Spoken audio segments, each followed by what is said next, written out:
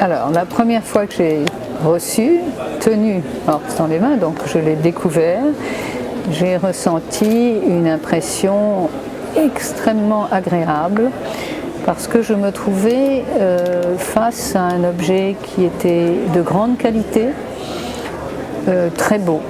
Plus je l'ai ouvert et parcouru, plus j'ai été saisie par l'harmonie générale qui se dégage de ce, je ne sais pas, magazine, enfin de cet ouvrage, par la qualité des articles, mais par la qualité aussi des photos de ceux qui ont écrit, la diversité, le décloisonnement, ce qui est très important pour moi, c'est-à-dire qu'à la fois ce sont des experts dans leur domaine, mais des experts transversaux, c'est-à-dire qu'ils n'hésitent pas à chercher, à étendre leurs recherches dans d'autres domaines, là où leur porte leur sensibilité. Donc ce ne sont pas des experts froids, mais au contraire sensibles et qui cherchent toujours à s'ouvrir un peu plus sur autre chose. Et je trouve que cette diversité entre les artistes, les scientifiques est extrêmement importante aujourd'hui, car comme je le disais, nous avons vraiment besoin d'une complémentarité féminin-masculin. Et il y a dans cette diversité cette complémentarité.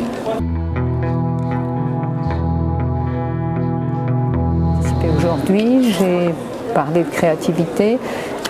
Pour moi, c'est très important parce que ça a trait au sacré, là où ça se crée.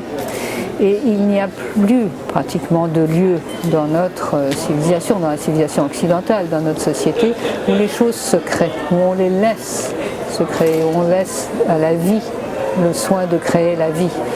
Et c'est une des spécificités de cette revue.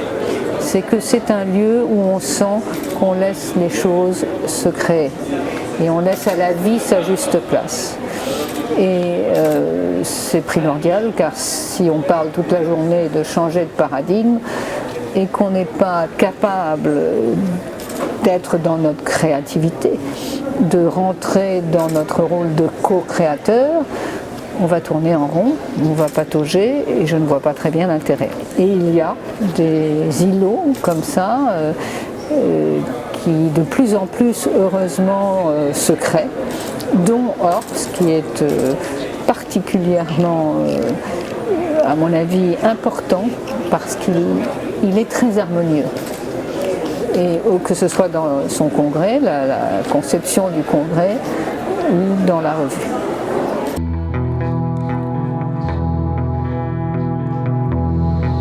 Aujourd'hui, comme je le disais, il y a de plus en plus d'îlots de créativité qui émergent. Et en ce qui me concerne, ne vivant plus avec les peuples premiers, comme je l'ai fait très longtemps, ayant été appelé à prendre la présidence de deux fondations d'utilité publique en France, il me semblait logique et c'était une véritable convocation ou invitation de la vie à concrétiser, réaliser ce que ces peuples m'avaient enseigné. Et donc en Bretagne, dans un domaine qui s'appelle Carbastique, qui est à 170 hectares, j'ai tout repris à zéro. Les terres, je les ai remis en agrobiologie. Enfin, j'ai vraiment tout transformé. Et c'est en train de commencer à prendre sa juste place et à être apprécié, si j'ose dire, à sa juste valeur. C'est vrai que le fait d'être une femme, princesse de surcroît, n'a pas facilité les choses, car une princesse par principe, j'ai appris avec que des caprices. Donc je n'avais que des caprices. J'ai dû d'ailleurs appeler Pierre Rabhi, qui est un grand ami à moi, en disant écoute, viens, parce que vraiment là ça devient difficile, j'ai besoin d'un garant, j'ai besoin Donc il est venu à partir de ce moment-là, comme par miracle, j'ai été accréditée, si j'ose dire. Et c'est une grande joie évidemment de voir qu'aujourd'hui ça commence à prendre sa place. Ce croisement, ce décloisonnement, on le voit au niveau artistique beaucoup. Moi qui préside un festival de musique classique, et qui est tout de suite voulu décloisonner les disciplines, maintenant je vois que ça se répand de plus en plus. Vous voyez par exemple une grande harpiste jouer avec un accordéoniste, ou enfin vous voyez, ça se décloisonne de plus en plus. Et je crois que c'est particulièrement enrichissant et particulièrement important aujourd'hui. Parce qu'on a poussé la spécialisation tellement loin qu'on peut se retrouver tous ensemble autour d'une table, plus personne ne se comprend. Chacun a élaboré son propre langage et c'est la tour de Babel.